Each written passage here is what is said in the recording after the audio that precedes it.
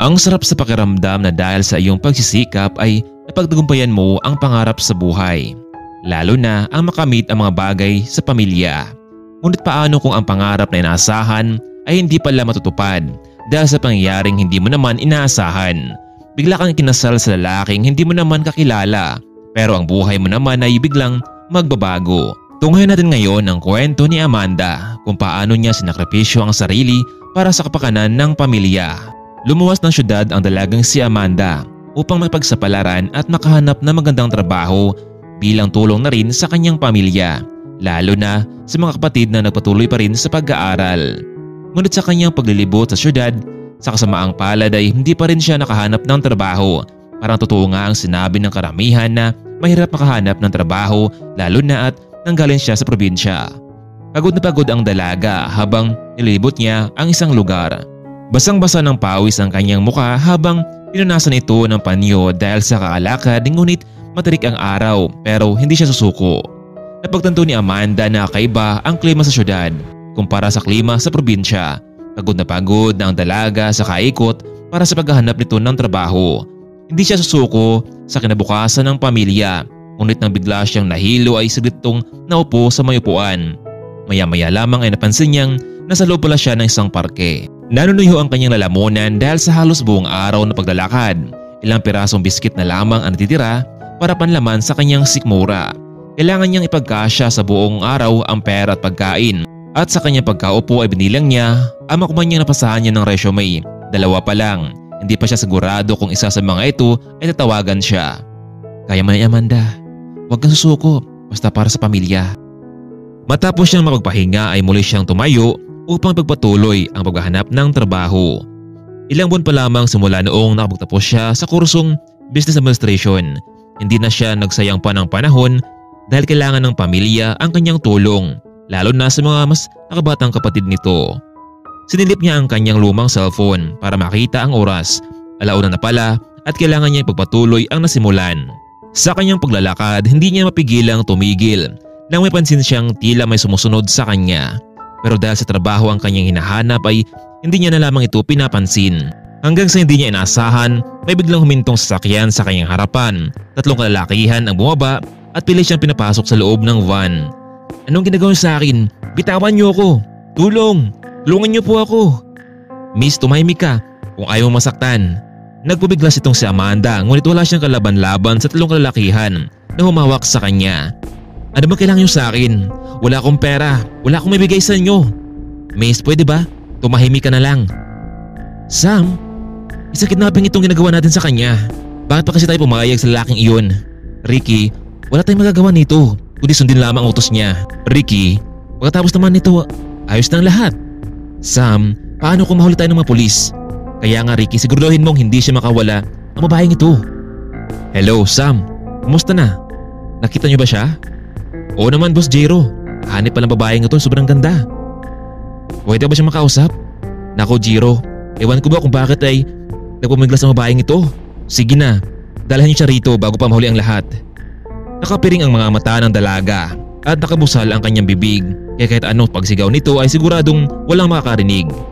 Pagdating sa rest house, naroon ang kanilang boss naghihintay sa kanila. Jero, ito na nga pala ang pinapakuha mo sa amin. Ewan ba namin kung bakit mailap ang babaeng ito samantalang nakausap niyo pala ito nung nakaraan eh. Madali kayo habang hindi pa dumating ang grandpa ko. Kasalukuyang nasa biyahe ang mga ito.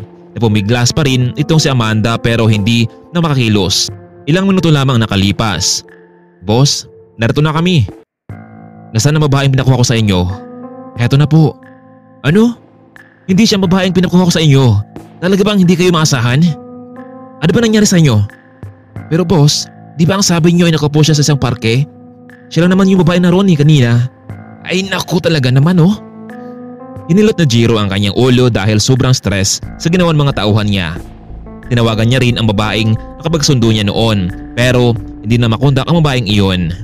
Wala na siyang ibang mapipilian kundi ipagpatuloy na lamang ang kanilang plano kahit na ibang babae ang kanilang nakuha. Samantalang dahan-dahan namang narinig ni Amanda ang lahat ng pinag-usapan ng mga iyon. Marahan niyang minulat ang kanyang mga mata. Nakita niyang isang lalaki sa harapan nito ngunit puno ng make-up ang pagmumukha. Nagulat din ito kaya naman ay napasigaw silang dalawa. Anong ginagawa niyo sa akin? Nasaan ako? Ma'am, relax lang po kayo. Kailangan naming matapos ang pagme-make up namin sa iyo bago dumating si boss. Huwag kayong lumapit sa akin, kundi sisigaw ako. Dahil sa pangyayaring iyon, huminga na lamang siya ng malalim at inalala ang nangyari kanina na nakidap ito sa mga taong armado. Napansin niya ang dalawang tao sa kanyang harapan, isang lalaki na may hawak na makeup samantalang isa naman ay may hawak ng gown. Ma'am, pakiusap po. Sumunod lamang kayo sa amin para naman matapos ng lahat. Dahil kapag hindi pa namin natapos ito, paniguradong padating ni boss ay balitikan kami. Alam niyo, kapag nakatakas ako dito, siguraduhin kong makulong lahat dito. Idadjap niyo ako. Para kanino ang gown na yan? Ma'am, pakiusap po. Isuot niyo na lamang ang gown na ito. No way! Para saan? Miss Amanda sa Monty, right? Napalingon nitong si Amanda. Nakita niya ang isang gwapong lalaki sa likuran. Samantalang napayuko naman ang dalawang tao na kausap niya kanina. Sino ba kayo? Wala akong kasalanan sa inyo ha. Kailangan ko na umalis para maghanap ng trabaho. Makinig kami sa Amanda. Lumayo ka sa akin. Huwag mo kong hawakan. Kinakausap pa kita, Amanda. Makinig ka. Bigla tuloy kinalibutan itong si Amanda dahil sa nakatakot na boses ng lalaki. Umalis muna kayo dito sa harapan namin. Gusto ko siya makausap mag-isa. Agad umalis ang dalawang tao at sinaranjiro ang pinto. Napansin naman ng dalaga na malaasol ang mga mata nito. Alam mo, Amanda, for this time, I need your help para masolusyonan ang problema ko. Bakit ako, mister? Alam mo, natanong ko na sa sarili ko kung bakit ikaw. Pero wala na akong choice, wala na akong oras para sagutin ang mga tanong mo. 2 milyon bilang pagsakayan mo sa kasal natin. Ha? Naloko ka na ba? Ako magpapakasal sa'yo? Hindi ka kita kilala eh. Oo, papakasalan mo ako at ibibigay ko sa'yo ang 2 milyon. Alam ko naman na kailangan mo ng pera ko at kapag subukan mong umayaw, umalis ka na. Pero itatandaan mo ito, hindi ka matatanggap sa trabaho kasi saan mo mag-apply. Binga ng malalim itong si Amanda dahil na rin sa pagkagulat nito sa narinig. Bakit ako pa? Pwede namang iba, di ba? Gusto mo bang malaman ang kasagutan ko? Dahil kasi palpak ang mga tauhan ko, kaya wala na akong choice kundi pakasalan kita. Bago dumating ang grandpa ko, ibibigay ko na sa iyo ngayon ang 200,000. Magpanggap ka lang sa akin ang asawa ko at kapag maniwala si grandpa, ibibigay ko sa iyo ang 1.8 million. Ayaw pa noon, pera na magiging bato pa? Maya-maya lamang may kumatok sa pinto. Sir, narito na po ang pinakuha nyo. Good, mabuti naman at maasahan ka. Nanlaki ang mga mata ni Amanda nang ipakita sa kanya ang ganun kalaking halaga na pera sa kanyang harapan ngayon. Anong masasabi mo, Amanda? Alam kong hindi mo ito kikitain sa loob ng 1 taon. Napatitig lamang itong si Amanda sa perang nasa kanyang harapan ngayon. Masyadong mabilis ang pangyayari. Mas lalong nalito siya dahil kanina lamang ay naghanap siya ng trabaho, nakidnap ng mga armadong lalaki at ngayon ikakasal sa taong hindi pa niya kilala. Hindi niya alam kung ano ang sabihin matapos nakatingin sa kanya ang lalaki habang nakaharap ito sa bundle na pera. Mr. Jiro, bakit ako pa ang gusto niyo mapakasalan? Alam mo, bago dumating ang grandpa ko kailangan natin mapakasal. Bakit naman, Mr. Jiro? May kaguluhan bang mangyayari kapag hindi ito natuloy? Oo, hindi ko na makuha pa ang mana ko mula kay Lolo kapag hindi tayo napakasal. Kaya habang wala pa siya ngayon, gawin na natin ito. Be wise, Amanda. Alam kong kailangan mo ng pera para sa pamilya mo, pero kung matigas ka, pagsisihan mo ito sa huli. Tatanggapin kaya ni Amanda ang offer ni Jiro sa kanyang 2 milyon basta mapakasal lamang ito sa kanya. Kaya mga kaibigan, huwag po nating kaligtaan ang susunod na kabanata sa buhay ni Amanda. Abangan po natin ang ating part 2. Kung nagustuhan niyo ang ating part 1 ay huwag kalimutang i-like at mag-subscribe. Maraming salamat po.